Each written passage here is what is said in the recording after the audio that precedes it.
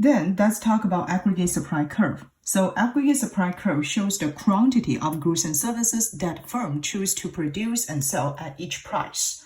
And it is different from aggregate demand curve because aggregate supply curve depends on a time horizon. So we have two different types of the aggregate supply curve. One is for the short run aggregate supply curve, okay, SRAS, for the short run aggregate supply curve. Another one is long run aggregate supply curve. For short run aggregate supply curve, this short run aggregate supply curve upward sloping, which means for short run aggregate supply curve is positively sloped and depends on each price. However, for long run aggregate supply curve is a vertical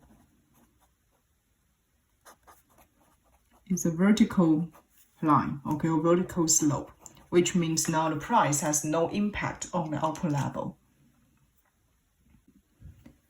Now let me draw those short run aggregate supply curve and long run aggregate supply curve respectively. First, let's begin with the long run aggregate supply curve.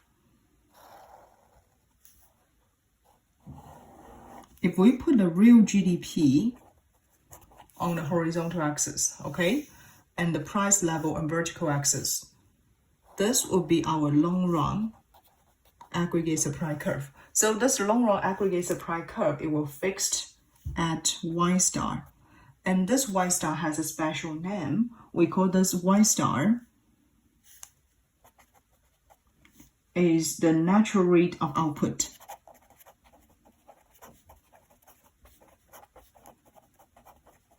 Because at this Y star, very important, okay, at this Y star, we have the unemployment rate equal to natural rate of unemployment, okay? So we will have Y star is the natural rate of output when actual unemployment rate equal to natural rate of unemployment, okay? For the short run aggregate supply curve, so for short run aggregate supply curve, let me use another color.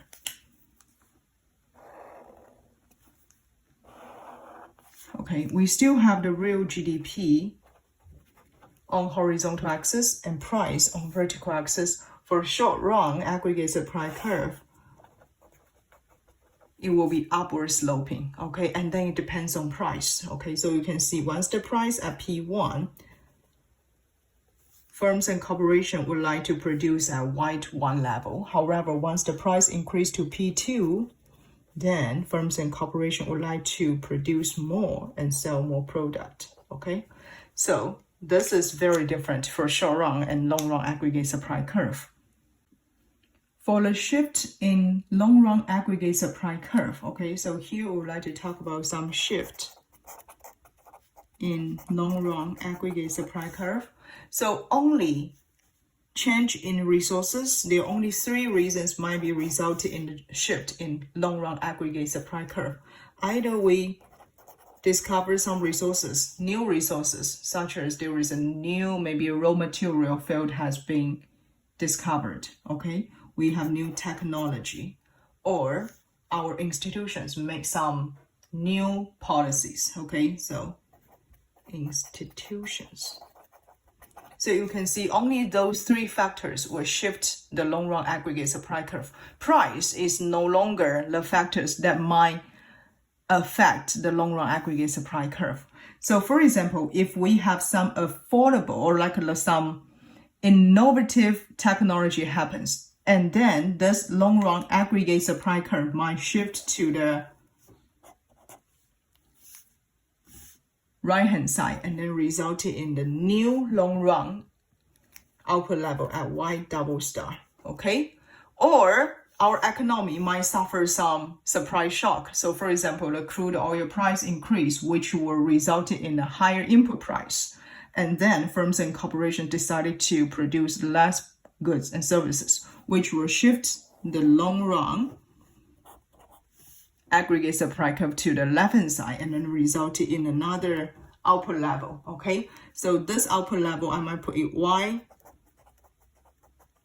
triple star. So either output level is Y star, Y double star, or Y triple star. We all have the unemployment rate equal to natural rate of unemployment. There are also two reasons that result in the short-run aggregate supply curve to be upward sloping. Okay, so we have two explanations for upward sloping. Okay, for positive slope of short-run aggregate supply curve. One is from the sticky wage theory. Okay, so sticky wage theory.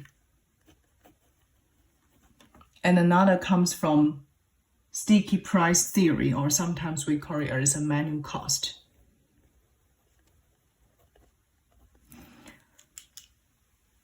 I mean, for the sticky wage theory, and then we would like to refer into the input cost. Okay, so for example, we can imagine there is a price increase, the market price increase. However, the wage probably will be fixed for a contract for a certain period of time, right? So the labor cost will not change for a certain period of time, even the price level increase. Therefore, firms and corporations, we find there will be a little bit more profitable to produce more goods and services, right? Because the input cost now is fixed by contract. Therefore, they would like to offer more goods and services. So you can notice once the price increase, wage doesn't change.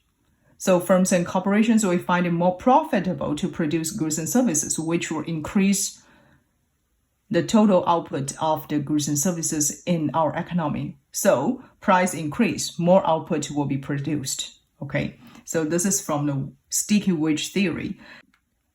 So the second reason comes from the manual cost. And then those manual costs are the costs associated with changing prices, especially for the restaurant. Probably changing the menu is costly. So if the general price level increase, for restaurant or for other firms, do not adjust their output prices due to the high manual cost, then the quantity supply of their products need to increase to satisfy consumers' increasing demand. So this happens systematically throughout the whole economy. So the aggregate supply will increase. So you can notice the relationship here is the market price increase, then there is more output. So those two reasons are resulting in the upward sloping of the short-run aggregate supply curve. And the shift in short-run aggregate supply curve is different from the shift in long-run aggregate supply curve. I will just write it down here. So we'll also talk about the shifts in short-run aggregate supply curve. Some reasons might result in the in the shift in short-run aggregate supply curve. The first one, if long-run aggregate supply curve shifts, then short-run aggregate supply curve will shift as well, okay?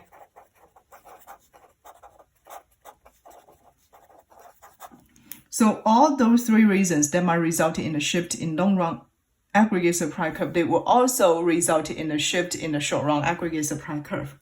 The second reason maybe comes from the temporary